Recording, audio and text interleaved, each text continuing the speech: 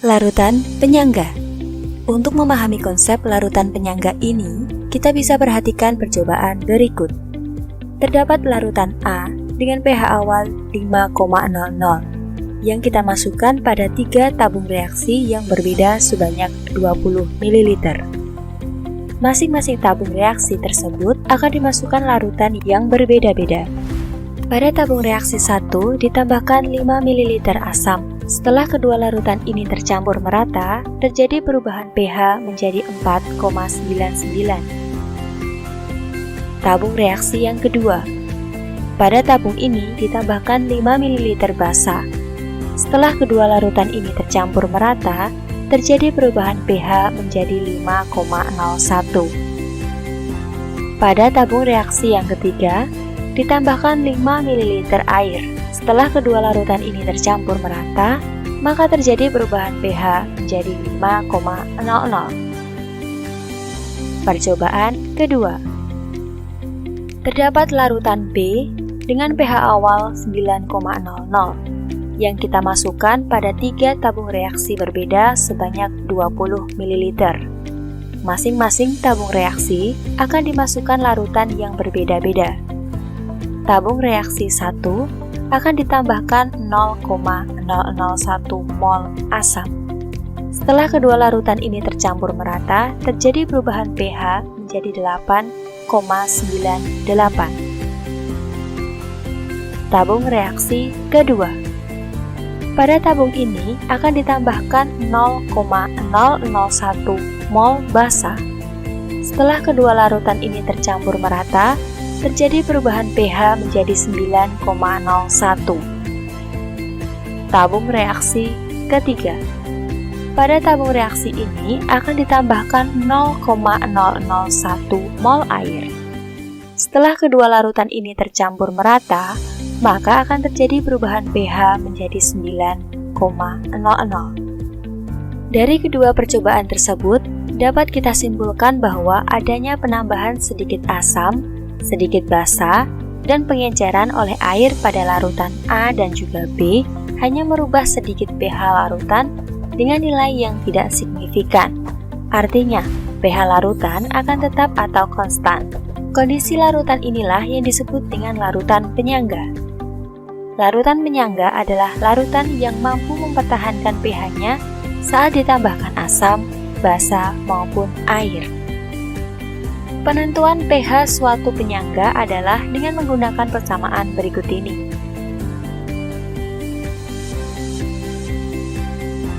Kemudian kita masuk ke contoh soal. Dari soal yang pertama ini, maka pH larutan akan menjadi berapa ya? Jawabannya adalah D. Mengapa demikian?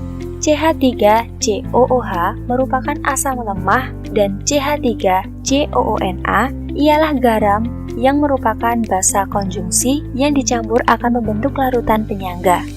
Lalu ditambahkan air sebanyak 20 ml. Pada dasarnya, larutan penyangga yang ditambahkan air tidak akan berubah pH-nya kecuali ditambahkan asam atau basa. Jadi, pH-nya akan tetap berada di angka 5 karena hanya ditambahkan oleh air. Soal yang kedua. Perhatikan soal berikut ini, kemudian berapakah jawabannya? Nah, pembahasannya sebagai berikut. CH3COOH sama dengan 50 ml kali 0,1 mol. Maka kita jadikan 5 milimol. Kemudian CH3COONA sama dengan 50 ml dikali 0,1 mol sama dengan 5 milimol. Kemudian kita masukkan ke dalam rumus. Ka dikali dalam tanda kurung mol asam dibagi mol basa konjungsi sama dengan 1,8 dikali 10 pangkat min 5 dikali 5 milimol per 5 milimol sama dengan 1,8 dikali 10 pangkat min 5. Maka pH-nya adalah min log 1,8 dikali 10 pangkat min 5 maka hasilnya adalah 5 log 1,8 sama dengan 4,7.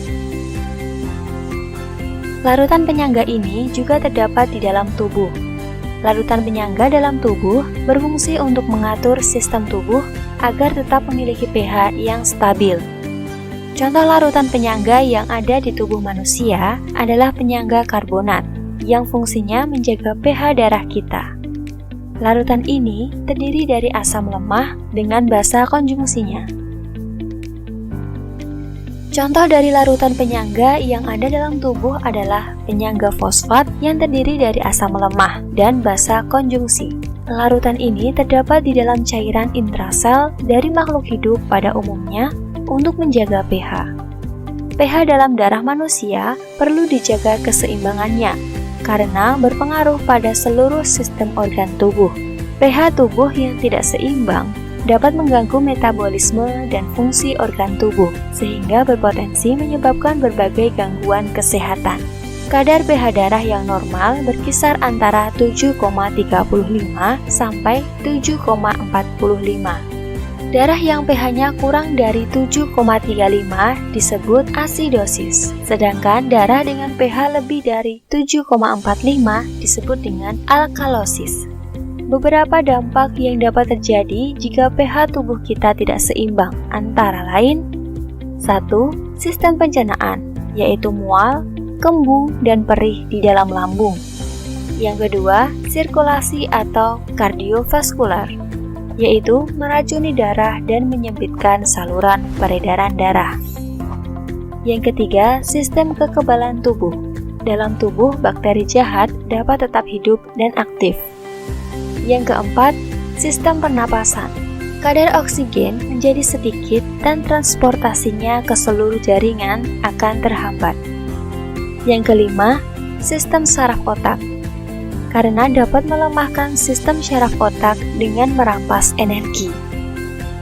Yang keenam, sistem rangka tubuh, yaitu penyakit artritis. Selanjutnya, sistem otot. Hal ini menyebabkan otot tidak akan berfungsi dengan baik. Selanjutnya pada kulit, yaitu terjadi peradangan pada kulit.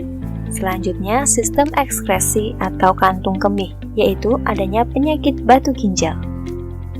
Untuk menjaga pH tubuh tetap seimbang, kita dapat menerapkan pola makan sehat dengan berbanyak sayur dan buah-buahan. Kita juga dapat mengkonsumsi air minum yang memiliki pH basa. Nah, sekarang kita masuk ke dalam kuis. Kalian bisa mengerjakannya di buku tulis, kemudian jawabannya bisa kalian tulis di kolom komentar.